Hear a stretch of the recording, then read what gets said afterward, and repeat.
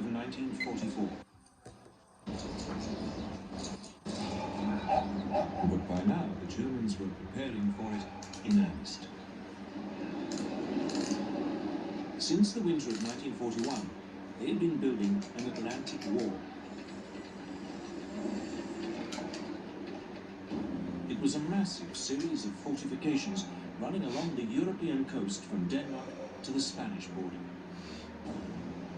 Gun emplacements had been constructed at likely landing sites. Beaches had been mined and covered in barbed wire. Obstacles had been placed in strategic places to block landing craft. Hitler had boasted, "I am the greatest builder of fortifications of all time."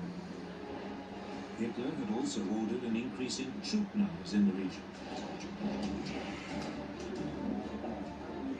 The German overall commander in the West, Field Marshal Gerd von Rundstedt, had been given 15 further divisions.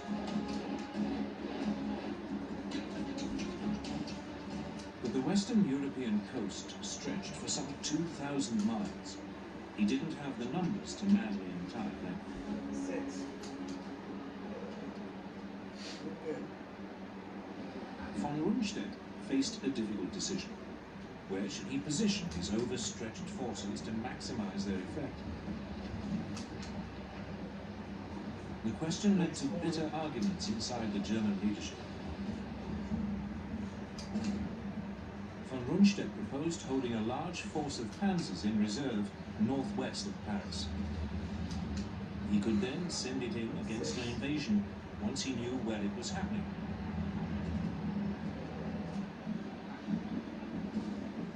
But the hugely respected Field Marshal Erwin Rommel, commander of the troops covering the sector from Holland along the French coast to the Loire, had a different view.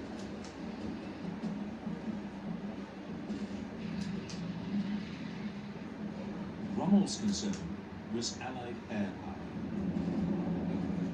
He'd seen it firsthand when he fought the British in North Africa, and it had left a profound impression.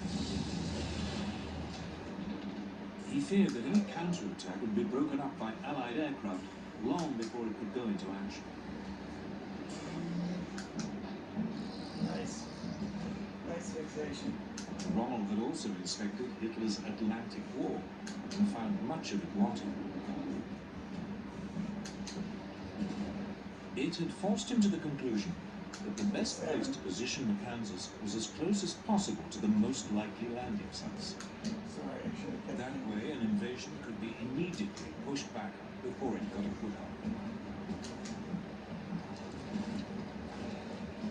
Hitler compromised. Rundstedt was given a small force he could hold in reserve, though Hitler himself would have the final say as to when it could be used. The rest of the additional troops were scattered along the entire Atlantic seaboard, in accordance with Rommel's wishes.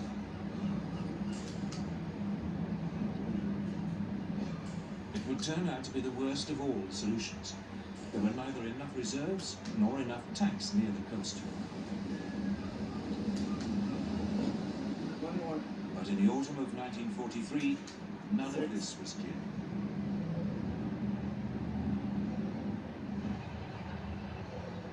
In Britain, the Allied planners were also grappling with the problem of location. Where was the best place to land? Their chief planner, General Frederick Morgan, quickly realized there were two principal options: the Pas-de-Calais and Normandy. The Pas-de-Calais was clearly the favorite. It offered the shortest sea crossing, and it offered the shortest and most direct way to Germany. But it was also the most obvious route, and Morgan was sure the Germans were expecting it.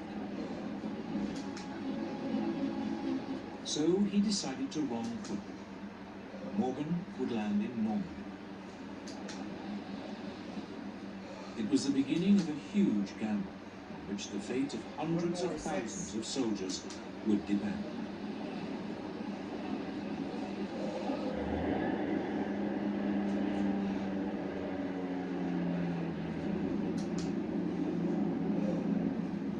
the autumn of 1943, Allied photo reconnaissance aircraft swept over the beaches of northern France. It was part of a huge planning operation for the seaborne invasion of Europe. The fortifications of the Atlantic Wall were monitored by the French resistance. Men crept ashore to collect sand samples to test whether armored vehicles could be landed. Got it. Northern France became the most reconnoitred coastline in the history of warfare. It soon became clear any landing would need some kind of port facilities. 7. But the disaster Told you at it was Dieppe 6. showed that it was too dangerous to attempt a direct assault on a German-occupied port. Britain's planners were forced to come up with an ingenious alternative. 5.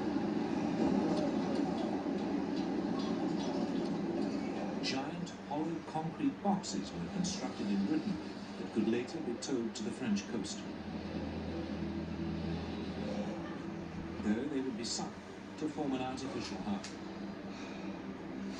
They were known by their code name, mulberries.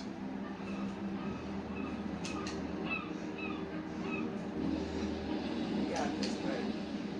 The mulberries would be supplied with fuel by a pipeline unwound from giant This is number reels 6. and dropped on the seabed.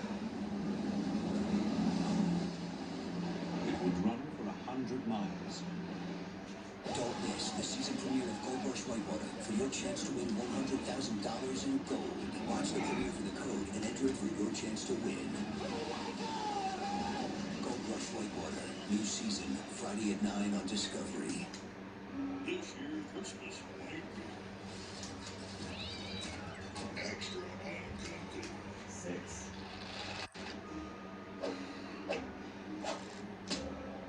But if there's anyone who can put the year back on the nice list,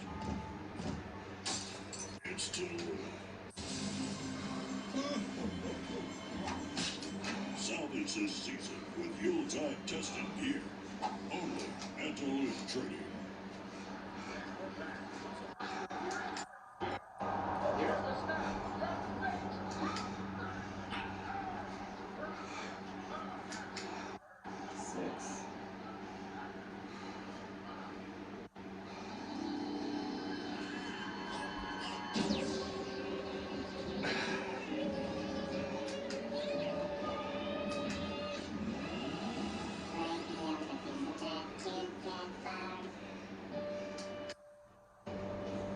Here? Introducing the all-new Chevy Trailblazer. Here. No. The 7 back. And then Here.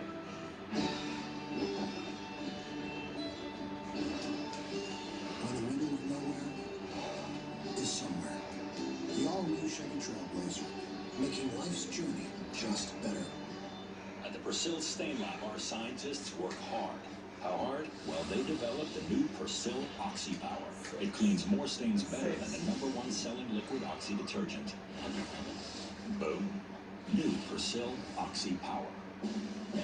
We made USAA insurance for veterans like Martin. When a hailstorm hit, he needed his insurance to get it done right away. USAA, what you're made of, we're made for.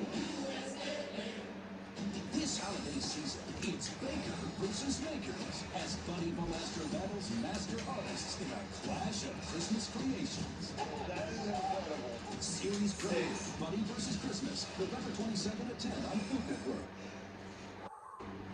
The way I get around nowadays is unique. Ever since my car insurance rate increased, I needed to find cheaper ways to get from point A to point B. That's not what I do. But now that I found affordable insurance, I'm back in the driver's seat. With a down payment as low as $35, Direct Auto lets you stop compromising and keep driving. 6. So be sure to talk to your doctor before you begin asking much. Put a little on your heart. St. Joseph Produce Expert. One call to Consolidated Credit can get the debt suckers off your neck. And lower his rates. I mean, consolidated means in the whole payment. Call Consolidated Credit now. Cause debt sucks. Call 800-596-7985. Do you want to be my wife? From wedding rings Yes. to unwraps. This is your final minute in this round. Whatever you're into, it's on the Discovery family of networks. Everybody hurt, but liquor sales are through the roof. Moonshine's made for times like that. Hard times cost us strong spirits.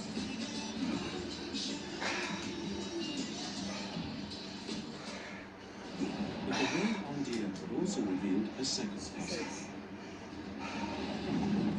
How to get the first wave of troops off the beaches and through the German fortifications. Got it. The man told to solve that question was General Percy Hobart, one of the pioneers of armored warfare. Hobart came up with a series of ingenious devices. You're almost there, babe.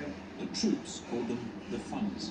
Number They 7. included such extraordinary machines as flamethrowers and floating tanks. Flail tanks for clearing mines. The bobbin for laying firm paths across sand or shingle. Armored ramp for climbing seawalls. That's 5. There you go. 12 minutes. The fascinating